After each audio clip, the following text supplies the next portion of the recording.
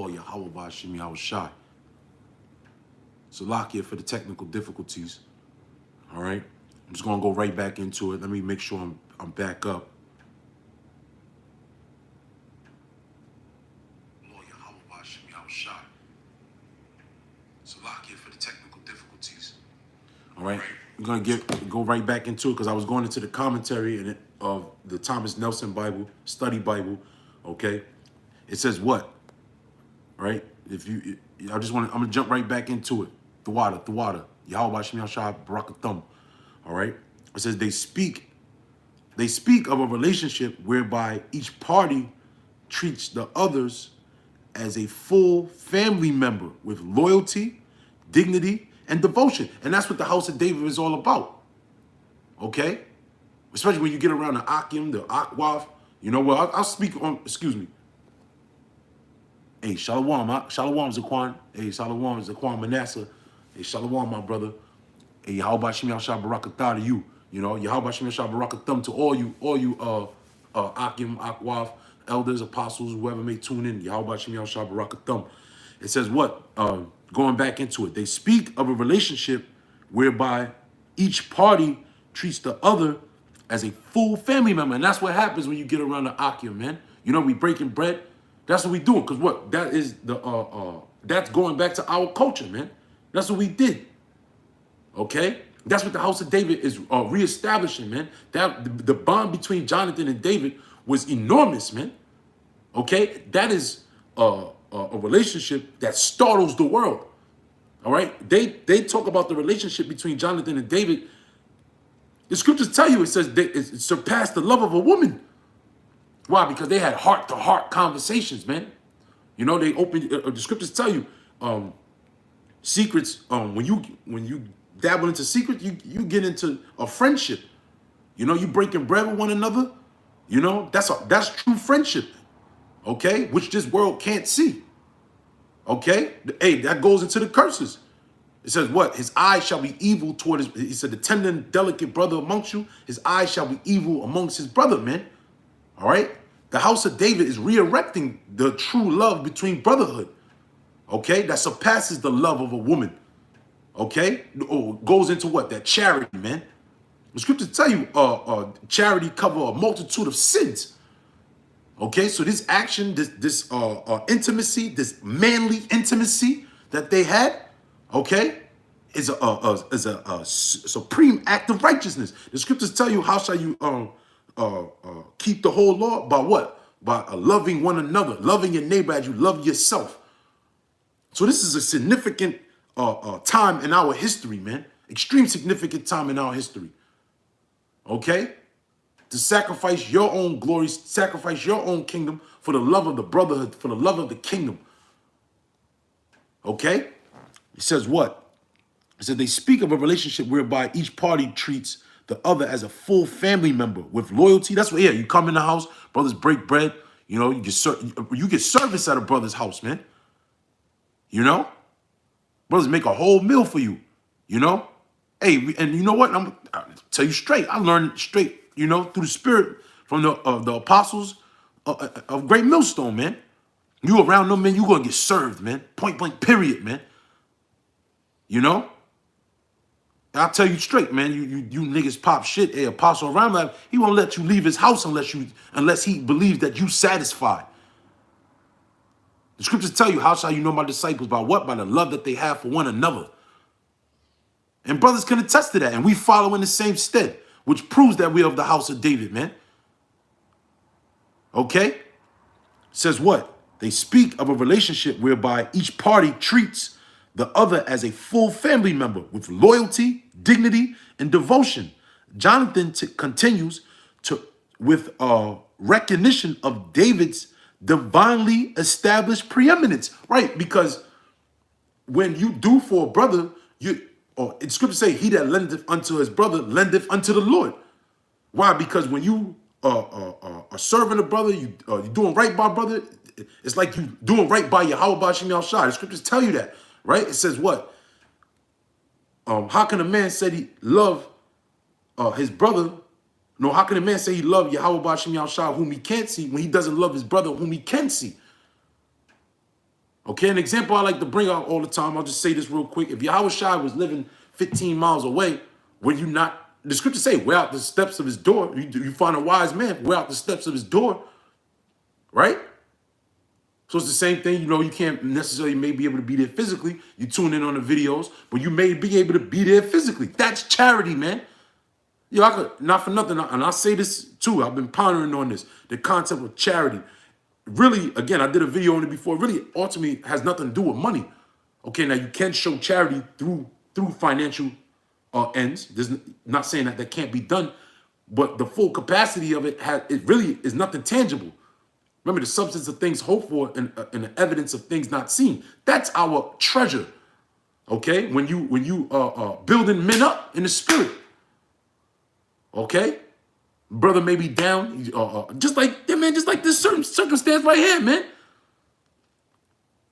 All right, that's the spirit, man. When David was being chased, all right, and man, I'm gonna read this. You know, that's the spirit. Let me keep going, because this is the same chapter, man. You know, it says what? I'm gonna just continue in the commentary. The everlasting covenant between Jonathan and David will be remembered by David when he becomes king. And I'm going to get into that. All right. It says what? So let's go back to the chapter, 1 Samuel chapter 20 and verse 31. For as long as the son of Jesse liveth upon the ground, thou shalt not be established nor thy kingdom. So Saul was telling Jonathan, go and kill David. Okay. It says what? For he shall surely die. And Jonathan answered Saul, his father, and said unto him, wherefore shall he be slain? Like, why are you going to kill him for? What hath he done? And Saul cast a javelin at him to smite him. Look, that anger, that spirits and demons so on Saul so heavy that he wanted to kill his own son because of that. That's the beauty. Yep. Sirach, the 6th chapter. That goes into friendship, man, and which is true brotherhood. A true brother is a friend. Okay. It says what? It says, and Jonathan answered Saul, his father, and said unto him, wherefore shall he be slain? What have he done? And Saul cast a javelin at him to smite him, whereby Jonathan knew that it was determined of his father to slay David. So Jonathan arose from the table in fierce anger and did not eat no meat the 2nd day of the month. There's a whole feast plan. The king's table was established. All right? And on Jonathan's mind is like his brother David. He could have sat down, put his feet up. Yeah, we're going to get, he could have plotted to kill David and to establish his own kingdom. Right? But they said he couldn't even eat. That's how you know when a man's in a particular mind frame, man. Sometimes you ain't got to tell yourself to fast. I'm going to just throw that out there. You know, sometimes you don't got to tell yourself to fast. Sometimes the spirit be so hot on you and you so vexed in the spirit, you don't even want to touch food, man. You know?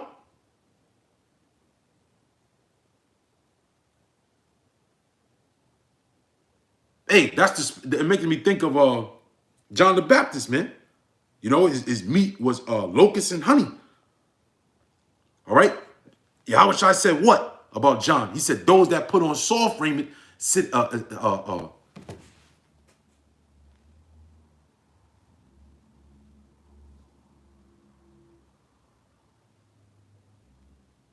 Matthew 11 and 18. But what went ye out for to see? A man clothed in soft raiment, meaning what? Looking all good, looking all glorious, being all shiny. Like a lot of these individuals, we don't got to say names, all these reprobate westernized camps. Behold, they that wear soft clothing are in king's houses. Meaning what? They eating the king's meat.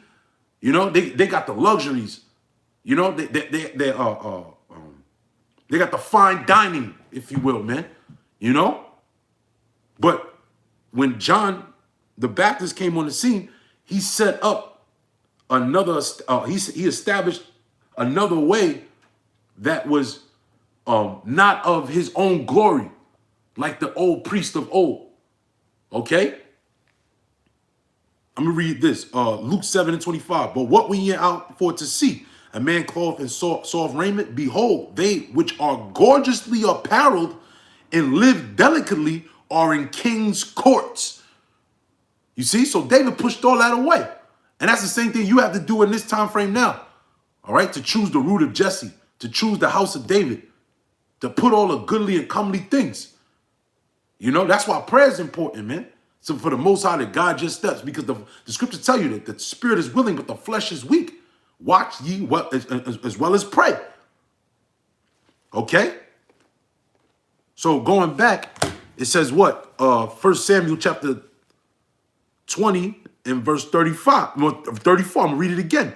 So Jonathan arose from the table in fierce anger, and did eat no meat the second day of the month, for he was grieved for David, because his father had done him shame.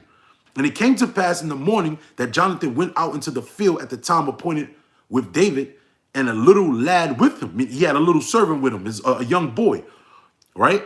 And he said unto his lad, run, find out now the arrows which I shoot. And as the lad ran, he shot an arrow behind him. And when the lad was come to the place of the arrow which David had shot, which Jonathan had shot, Jonathan cried after the lad and said, is not the arrow beyond thee? And Jonathan cried after the lad, make speed, haste, stay not. And Jonathan's lad gathered up the arrows and came up to his master. But the lad knew not anything, only Jonathan and David knew the matter. Yeah, man, they had a what's the right word? Like, you know, when something is synced in together. It's a particular word I'm looking for. They were synced in. It's a synergy, if you will. You know, they had a synergy amongst one another. They had a vibe with one another, man. Which I can think of two men right now, all right, in Great Millstone, man, that have that synergy, man. And that's how I knew through the spirit. When I seen that synergy, I was like, man, this is the men of the Lord, man. And that's what shows men of the Lord. Not the fancy garments, not the deep breakdowns, none of that. Just the conduct between brothers, man. You know? You brothers know out there, man. You brothers that, I'm going to just say this, that have been around the apostles, the elders, the bishops, the bishop elders of Connecticut, and even, you got your regional head brothers, the different elders. You know, brothers are keeping that same energy, that same synergy going, man. You know? Which is the house of David, man. What did the house of David, what was the main significance of the house of David? He put the bands back together of the brotherhood between Judah and Israel. Okay? Everybody's lighting it up over there. Right? It says what? It says, and he said unto his, okay, I read that. Verse 39. But the lad knew not anything, only Jonathan and David knew the matter. And Jonathan gave his artillery unto his lad and said unto him, go carry them to the city. And as soon as the lad was gone, David arose out of a place toward the south and fell on his face to the ground and bowed himself 3 times, man. Man, yo, they call Lord Yahweh Bashim Yahushai, man. Hey, he bowed to, David bowed to Jonathan, man. You know, we don't have to do that necessarily now, but we do that spiritually, man. Bow to one another, man. Hey, there's a brother on here right now. I ain't gonna say no names. He be bowing like just naturally, man. You know, another form of bowing is what? Being in service. Hey, Yahushua bowed to the disciples, man. In order to wash someone's feet, you're bowing. You're on your hands, your knees. You get dirty. You got the bucket, the sponge. That's a bowing concept. Okay? Matter of fact, what's this? Make sure I'm charging, man. Right. Give me 1 second.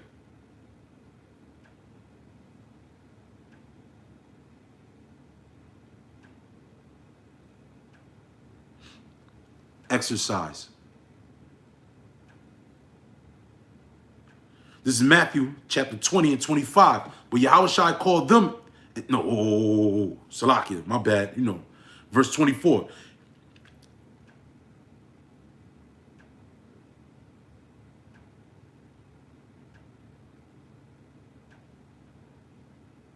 verse 23, Matthew 20:23. He saith unto them, ye shall drink indeed of the cup and baptize with the baptism that I am baptized, but sit on my right hand okay, go up.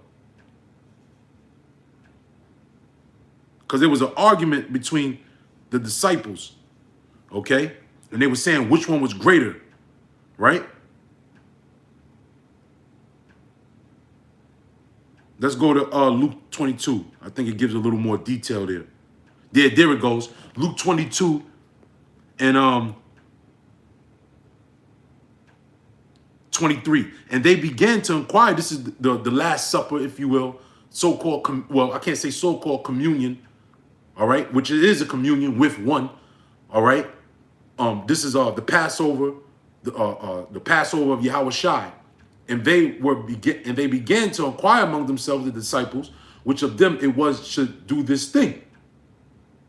And there was also a strife among them, which of them should be accounted the greatest. And he said unto them, the kings of the Gentiles exercise lordship over them, and they that exercise authority upon them are called. Okay? For whether is greater, he that sitteth at meat, or he that serveth, is not he that sitteth at meat, but I am among you as he that serveth. You see? Because Yahweh Shai said, the Son of Man came not to be ministered upon, but to minister, to serve. Okay? So we're following in that same stead. So going back, right? This is 1 Samuel chapter 20 and verse 41. And as soon as the lad was gone, David arose out of the place toward the south and fell on his face to the ground and bowed himself 3 times. And they kissed one another. I mean, they kissed on the cheek, man.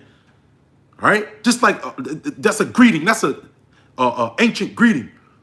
All right? Doesn't mean that they were on on a homosexual tip, man. These were men. All right?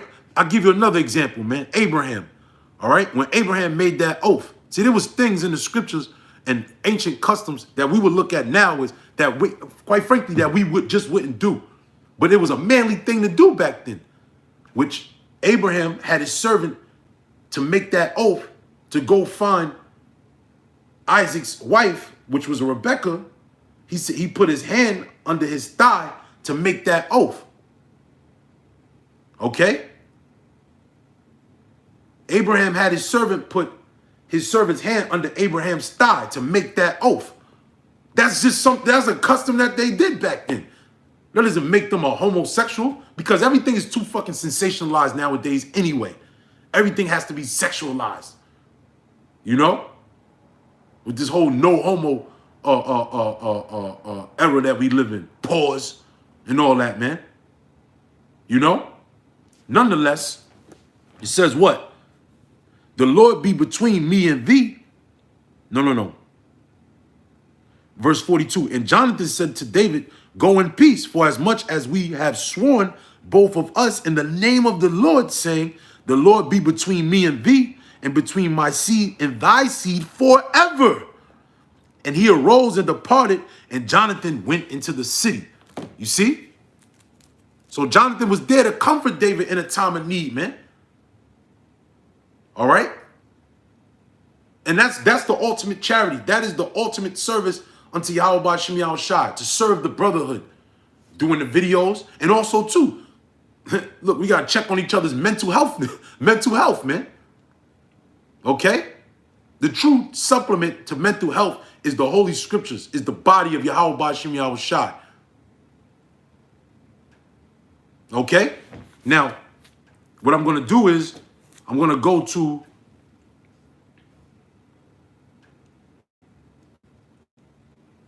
Second Samuel chapter 9. I'm pretty much just going to hit the points. Just kind of speed read it. Chapter 9, verse 1. And David said, is there any yet that is left of the house of Saul? Because by then Saul is put to death. All right. David is established as king in 2 Samuel. Right. And David establishes his kingdom, and he's ridding out all the junk, all the filth.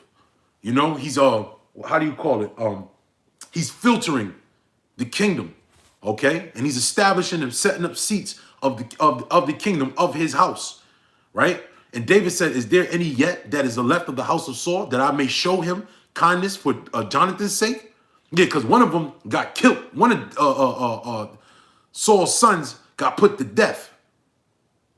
So this is spiritual, right? Because they thought to themselves, those two men, they thought to themselves to kill Saul's son, that they would get favor, all right, of the new King David. But that wasn't the case. But there was someone left out of the house of Saul, right? It says, and there was of the house of Saul a servant whose name was Ziba. And when they had called him unto David, the king said unto him, art thou Ziba or Ziba? And he said, thy servant is he. And the king said, is there not yet any of the house of Saul that I may show kindness of the Most High unto him? And Ziba said unto the king, Jonathan hath yet a son, which is lame on his feet. And the king said unto him, where is he? And Ziba said unto the king, behold, he is in the house of Machir, the son of Amiel, in Lodebar, Salakia. The king David sent and fetched him out of the house of Machir, the son of Amiel, from Lodebar.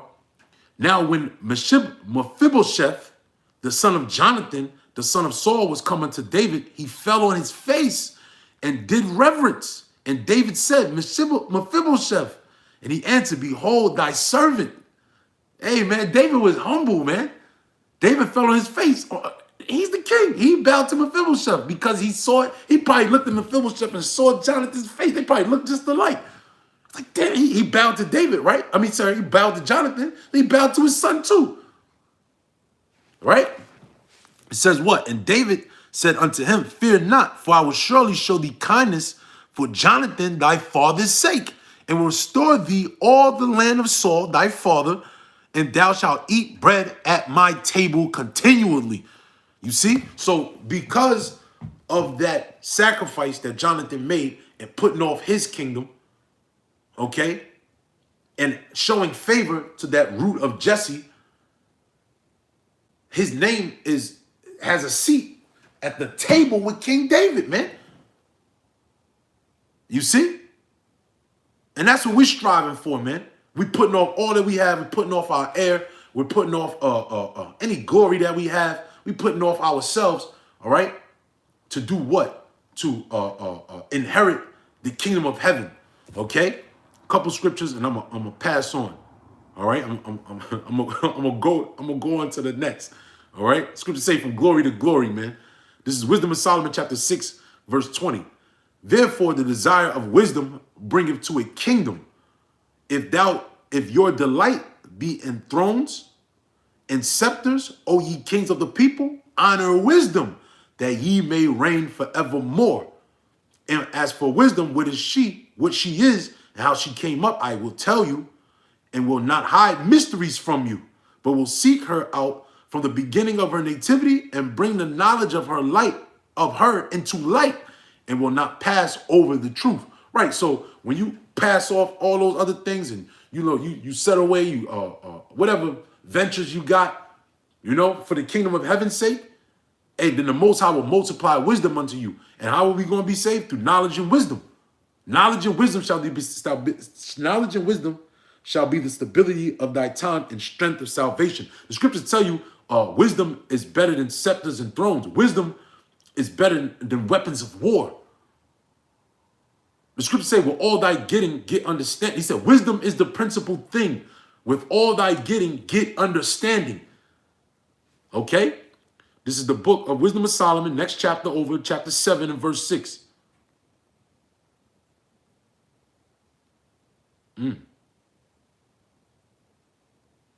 That's the spirit. Wisdom of Solomon, chapter 7, verse 6. For all men have one entrance into life. That's through the womb. Okay? And the like going out. Wherefore I prayed, and understanding was given me. I called upon the Most High, and the spirit of wisdom came to me. I preferred her before scepters and thrones, and esteemed riches nothing in comparison of her. You see? And that was the wisdom that was bestowed unto Jonathan to put off all that he had to help forward the kingdom of heaven, to help forward the house of David, man. And that's what we doing in this time right now, man. Okay? The true men of the Lord. All right? And I seen the elder brother Kazak lighting up the comment board. I'm sure I seen other brothers, the brother Amawan Ibad, lighting up the comment board. Call Lord Yahweh Bashim Yahweh Shai, Yahweh Bashim Yahweh Shai Barakathum. To you sincere Akim, Akwaf out there. Call Lord Yahweh Bashim Yahweh Shai. And I'm going to close on that. Shalom.